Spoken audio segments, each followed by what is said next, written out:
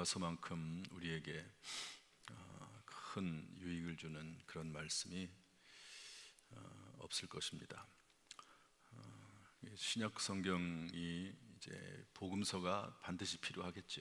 마태, 마가, 누가, 요한 관점에 따라서 어떤 말씀은 유대인을 대상으로, 어떤 말씀은 이방인을 대상으로, 그래서 대상에 따라서 이 복음서의 메시지가 내용이 다른 것이 아니라 이 컬러가, 색깔이 조금씩 달라지죠. 복음서가 절대적으로 필요하고, 그 다음에 예수님 부활 승천 이후에 사도들이 어떻게 전도해서 교회가 만들어졌는지, 그것을 이제 반드시 기록을 해야 되겠죠. 그게 이제 사도행전입니다. 그리고 나서 이제 교회가 쭉 만들어지다 보니까, 교회도 사람 사는 곳이니까 별의별 일이 다 있지 않겠습니까? 심지어 구원론에 대한 문제까지 나오고, 당연히 예수 믿고 구원받는데 그렇지 않다는 사람들도 막 나오고, 그러다 보니까 그런 것들을 종합 정리해야 될 필요가 있습니다. 그래서 필요한 것이 로마서죠. 특별히 구원론, 구원받은 사람이 어떻게 살 것이냐 하는 중요한 핵심적인 문제를 다루는 것이 로마서입니다. 그런데 이제 교회들마다 또 다른 거예요. 교회들마다 에베소 교회가 다르고 고린도 교회가 다르고 다 다르니까 그 교회에 생기는 이 로마서 안에 포함되지 않은 또 다른 문제들이 계속 생깁니다. 그러니까 그런 부분들을 터치하기 위해서, 가르치기 위해서 다른 복음서들이, 다른 이제 서신서들이 나오게 되는 거죠. 그러나 그 모든 서신서들은 로마서를 기준으로 되어 있습니다. 로마서라고 하는 가장 기본적인 것, 어떻게 구원을 받느냐, 구원받은 이후에 어떻게 사느냐, 유대인들은 어떻게 되느냐, 이거에 근거해서 모든 이 서신서들이 진행이 되고, 단지 이제 그 교회에 주는 독특한 메시지들이 있습니다.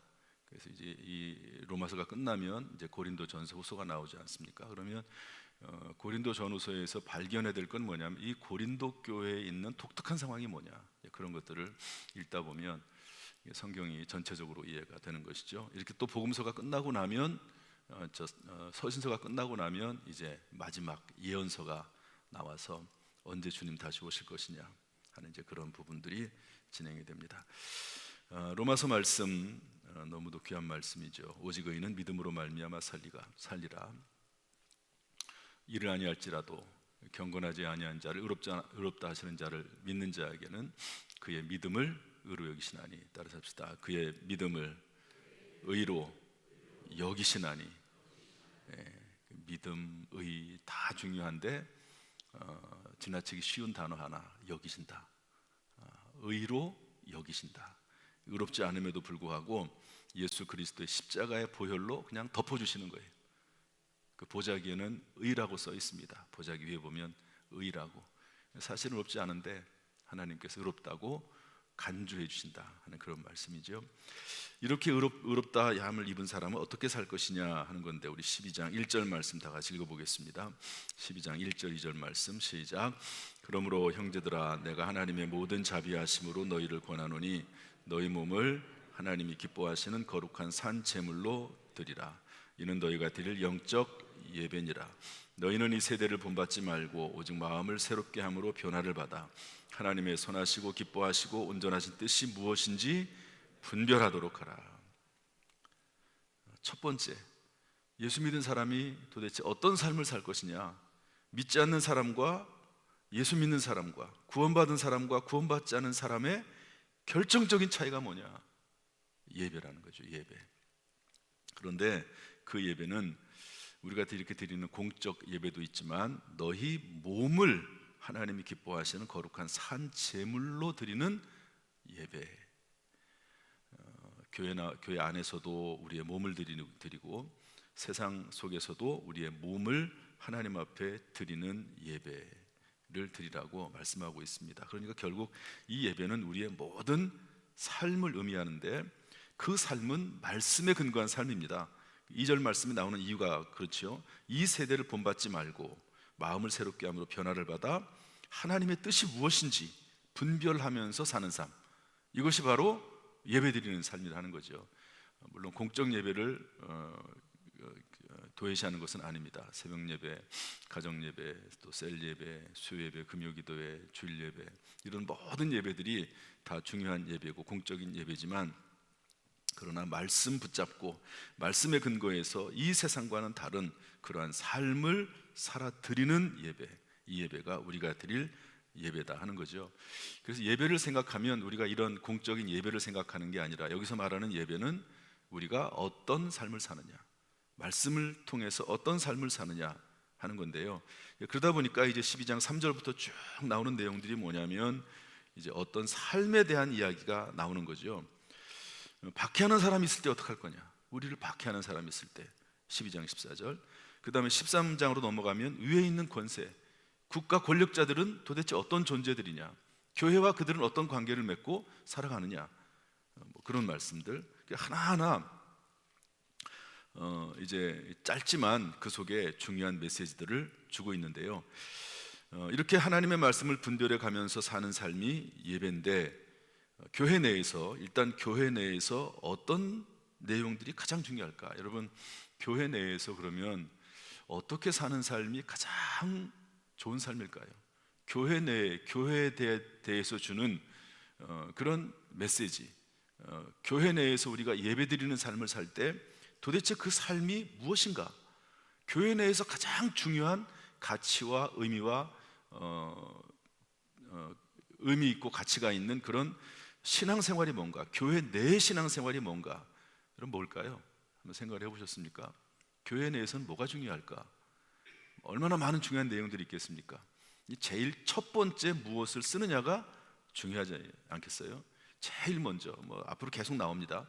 에베소서에서 나오고 빌립보서에서 나오고, 이제 교회 내에서 어떤 삶을 살 거냐, 그 교회에 중요한 어떤 문제가 있을 때 이제 가르침이 나오는데, 이 로마서는 어떻게 보면은 공적이기도 하고 잘 정제된 그런 하나의 논문과도 같은 그런 말씀이거든요.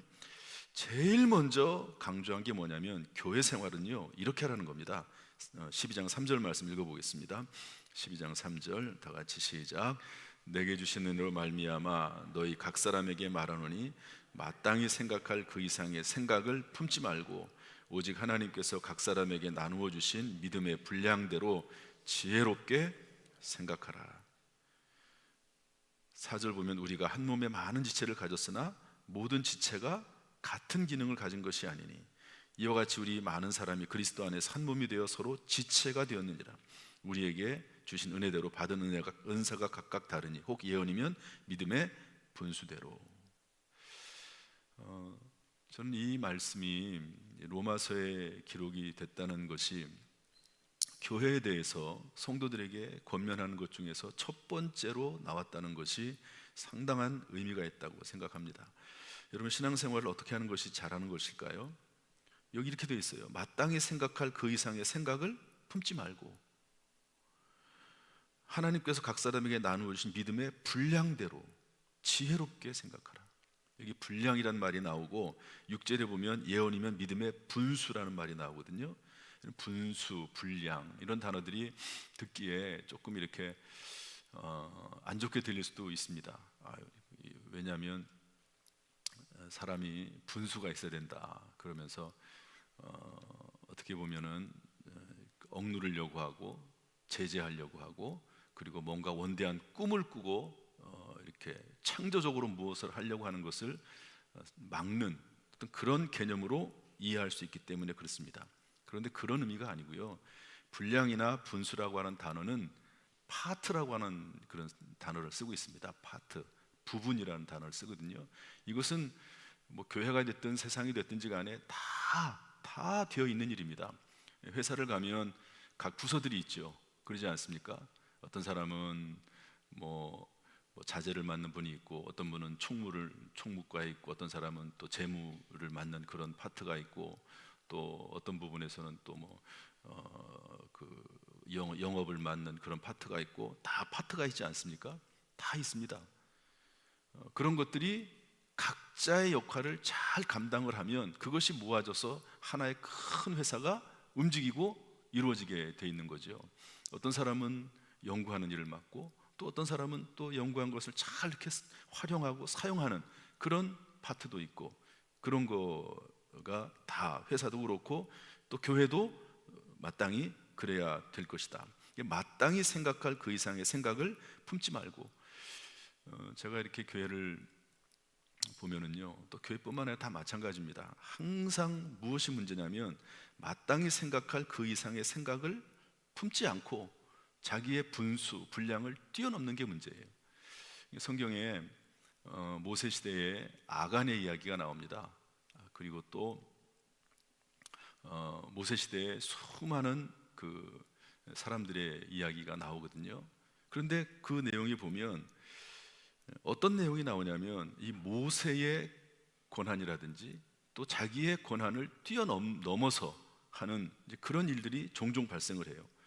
사울 왕도 마찬가지입니다. 여러분, 사울 왕이 왕이죠. 그럼 얼마나 귀한 직분입니까? 그리고 모든 것을 다 할 수 있는 능력이 있는 권세가 있는 사람 아닙니까? 그런데 그런 사람이라 할지라도 제사 업무는 못하는 거거든요. 그런데 그 제사 업무를 하다가 하나님 앞에 꾸중을 듣고 왕위에서 내려오는 그런 일도 있습니다. 교회에 대한 이야기를 하면서 하나님이 각자에게 주신 믿음의 분량이 있다, 은사가 있고 달란트가 있고 역할이 있다. 그 역할에 충실하게 지혜롭게 생각하는 것이 중요하다라고 하는 말씀을 해주는 겁니다. 각각 받은 은사가 다르고, 그러니까 거기에 맞게 섬기는 일이면 섬기는 일로, 가르치는 자면 가르치는 일로 이렇게 할 것을 제일 먼저 권면하고 있습니다. 얼마나 많은 내용이 있겠어요. 그런데 그 중에 이 부분을 먼저 다루고 있다 하는 것을 기억을 해야 됩니다. 우리 교회는 그래서 뭐 여러 부분들이 있죠. 기본적으로 우리는 4개의 기둥이 있습니다. 위원회, 남녀선교회, 그 다음에 셀, 다음 세대, 뭐 이런 가장 기본적인 그런 파트가 있습니다. 그리고 위원회로 들어가면 그 위원회 내에는 또 17개의 파트들이 또 있어요. 거기에는 또 장로님들이나 또 여러분들이 어떤 분들이 그걸 맡아가지고 또 일을 하고 있는 거죠. 그러니까 재정을 맡으면 재정은 그분이 담당하는 거예요. 재정은 또, 그리고 뭐 전도를 맡았으면 전도는 그분이 담당하는 거고, 그래서 그 각자에게 맡은 그 부분을 충실하게 감당을 하는 거죠. 교회 미화를 맡은 장로님이 계십니다. 그분은 뭐 잘 드러나지 않을 수도 있어요. 그런데 그분은 때가 되면 우리 교회 소나무, 작은 소나무 있지 않습니까? 그 소나무가 숫자가 꽤 많거든요. 그런데 그거를 그냥 하세요. 누가 알아주든 안 알아주든 누가 보든 말든 그거 합니다. 그거 하나 정리하는데 1시간도 걸리고요, 그 이상도 걸립니다. 그거 하려면 시간이 하루 이틀로 되는 게 아니에요. 그거 그냥 맡은 바를 하나님 앞에 성실하게 하는 거죠. 얼마나 감사한지 저는 참 너무 감사한 마음이 들어요. 그뿐만이겠습니까? 또 주방팀은 주방팀대로, 차량 그 운행은 운행대로 그런 것들을 맡아서 성실하게 감당을 하고, 또 이것을 또 조율하는 분들이 또 있어요. 이런 것들이 잘 되면 그게 바로 지혜롭다, 믿음의 분량대로 지혜롭게 생각하는 것이라고 우리에게 알려주고 있습니다. 저나 여러분이나 맡은 사명이 있습니다. 담임 목사라고 해도 담임 목사가 할 수 없는 게 있어요. 어떤 경우는 가끔 보면은 담임 목사가 모든 것을 다 하려고 하고, 모든 것에 다 끼어들려고 하고, 모든 것을 다 좌지우지하려고 하고, 그런 경향이 있는데요, 그것은 성경적이지 않습니다. 왜냐하면 저는 그렇게 생각을 해요. 장로님들이나 성도들 중에 담임 목사보다 훨씬 더 뛰어난 부분을 가진 분들이 있습니다. 저는 어떻게 보면은 제가 세상적으로 볼 때는 제일 어떻게 좀 표현이 좀 그런가요? 무능한 것 같아요. 교회 일은 하나님 말씀을 가르치고 또 말씀을 평생 말씀을 배우고 연구하고 전했기 때문에 말씀을 조금 더 알 수 있을지 몰라요. 그러나 그 외의 부분에 있어서 저는 운전을 잘 못하거든요. 운전을 제가 뭐 잘하는 게 있습니까? 또 뭘 특별히 더 잘하는 게 뭐가 있나요? 제가 법을 뭐 더 잘 알겠습니까? 성도님들은 그러나 저보다 뛰어난 분야에 더 훨씬 더 잘하는 부분들이 얼마나 많은지 몰라요. 그런 것들이 다 모아져서 하는 것이지, 모든 것들을 담임 목사가 다 할 수 있는 것도 아니고 할 수 있는 능력도 없는 것이죠. 이런 것들이 모여져서 장로님은 장로님들에 맞게, 권사님들은 권사에 맞게, 위원회는 위원회 사역에 맞게, 이런 것들이 다 모아져서 그 교회가 움직여질 때 그 교회는 정말 성경적인 교회가 되고 하나님이 기뻐하시는 교회가 된다 하는 것을 알려주고 있습니다. 제가 하는 말을 이해를 하고 여러분들이 들어주시길 바라요. 여러분들의 믿음의 분량은 무엇입니까? 여러분의 믿음의 분수는 무엇입니까? 성경인 단어를 그대로 쓰는 거예요. 믿음의 분량, 나에게 주어진 믿음의 분량, 나에게 주어진 믿음의 분수, 이게 무엇이냐 하는 거죠. 이런 말씀도 조금 죄송할 수 있지만 우리 교회 현재 그런 분이 없으니까, 어떤 장로님이 이제 집사 때나 또 안수 집사 때는요, 정말 성실하게 겸손하게 그렇게 열심히 일을 합니다. 그런데 그분이 장로님이 됐어요. 그리고 나서 집사 때와 안수 집사 때 일을 잊어버렸어요. 여러분, 직분은, 교회 직분은 더 열심히 섬기라고, 큰 모습이 되라고, 섬기는 사람이 되라고 예수님이 그렇게 강조한 것 아닙니까? 그래서 예수님이 제자들의 발을 씻겨주시면서까지, 베드로가 이러면 안 된다고, 우리가 예수님 발을 씻겨줘야지. 그런데 예수님께서 누구든지 크고 작은 자는 섬기는 자가 된다고 이렇게 말씀하고 계시거든요. 그러니까 그런 것을 우리가 기억하면서 교회 공동체는 세상의 공동체와 다르다 하는 것을 이해하는 거죠. 겸손하게 자기 자신을 낮추고 다른 사람을 최대한 섬기려고 하고, 그런 모습을 가질 때 교회가 정말 아름다운 교회가 될 줄로 믿습니다. 마침 오늘 찬송을요, 이런 교회가 되게 하옵소서 찬송을 했어요. 그런데 어떤 교회가 로마서에서 말하는 정말 가장 중요한 모습의 교회냐? 오늘 나와 있는 내용도 다 중요한 내용이지만 놀랍게도 그런 내용이 아니라 성경에 나와 있는 것은 뭐냐면 믿음의 분량대로, 믿음의 분수대로 각자 맡은 사역을 잘 감당해야 된다 하는 것을 알려주고 있습니다. 정말 우리 교회가 이런 교회, 또 오늘 찬송에도 나와 있는 것처럼 그런 교회가 될 수 있도록 우리가 서로 기도하고 하나님 앞에 헌신할 수 있기를 주님의 이름으로 축복합니다. 내용들이 너무 많아요. 그런데 16장 말씀은 좀 해야 될 것 같습니다. 우리 16장 보도록 하죠. 16장 1절 말씀 다 같이 보겠습니다. 1절부터 4절까지 읽겠습니다. 1절부터 4절 다 같이 시작. 내가 겐그레아 교회의 일꾼으로 있는 우리 자매 베베를 너희에게 추천하노니 너희는 주 안에서 성도들이 합당한 예절로 그를 영접하고 무엇이든지 그에게 소용되는 바를 도와줄지니 이는 그가 여러 사람과 나의 보호자가 되었습니다. 너희는 그리스도 예수 안에서 나의 동력자들인 브리스가와 아굴라에게 문안하라.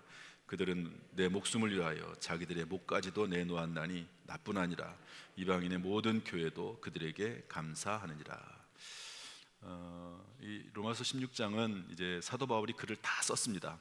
그리고 나서 이제 맨 마지막에 문안 인사하는 거거든요. 문안 인사. 로마 교회에 있는 누구에게 문안한다, 누구에게 문안한다, 누구에게 문안한다, 그런 글들을 이제 쭉 쓰는 겁니다. 저는 이 말씀을 보면서 어떤 생각을 했냐면 앨범 사진이라는 생각을 옛날에 한 적이 있습니다. 뭐라고요? 앨범 사진.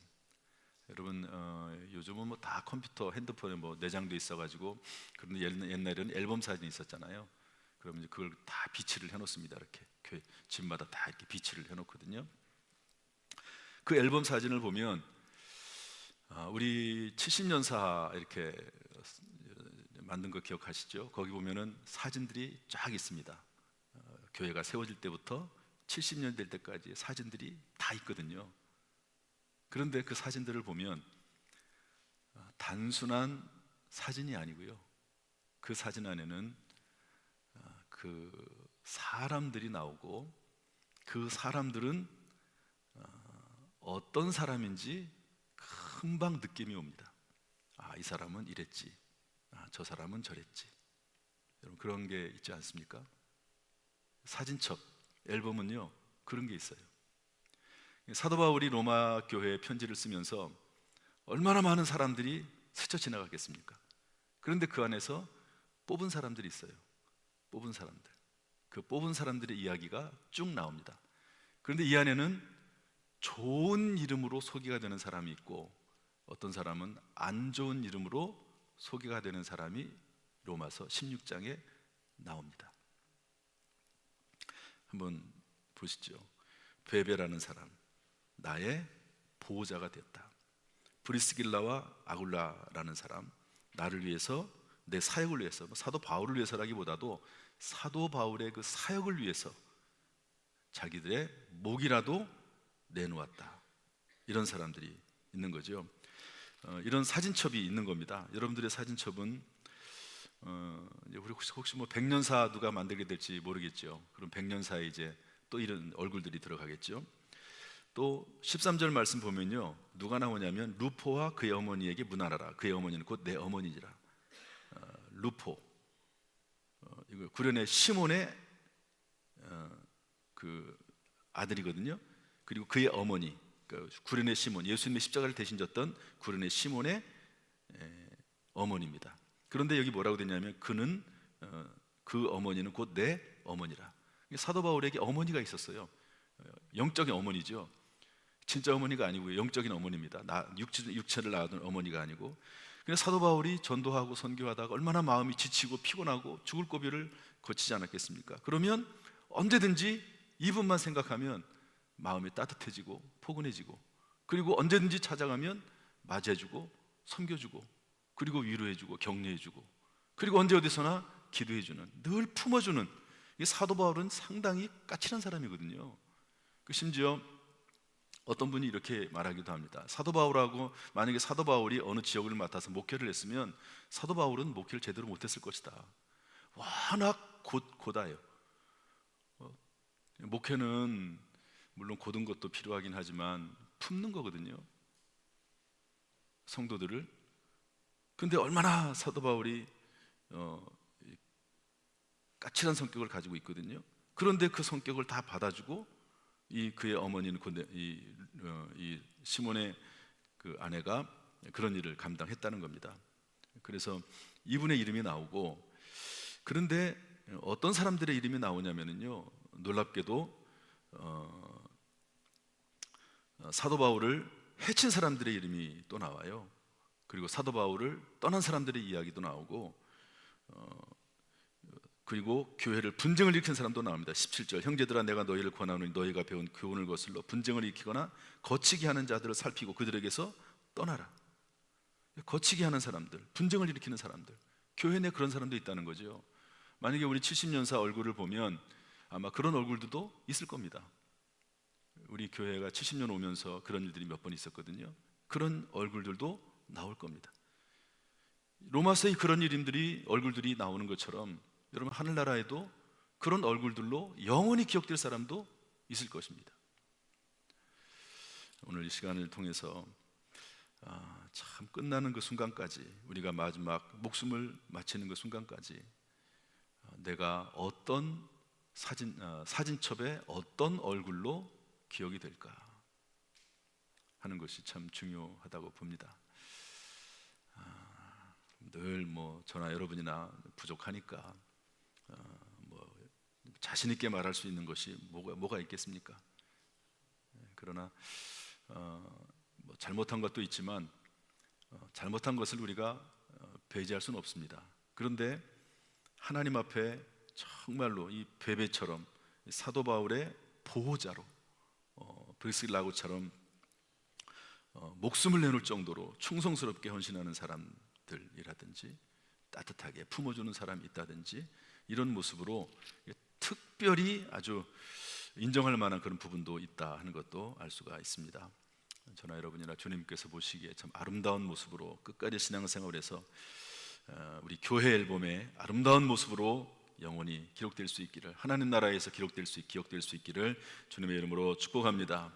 이렇게 우리 교회에 이런 분들, 보호자 같은 분들, 또 서로 목을 내놓을 정도로 서로 섬기는 분들, 어머니처럼 서로 품어주는 사람들이 있는 교회, 이런 교회가 될 수 있기를 주님의 이름으로 축복합니다. 기도하겠습니다. 하나님 아버지, 은혜와 사랑을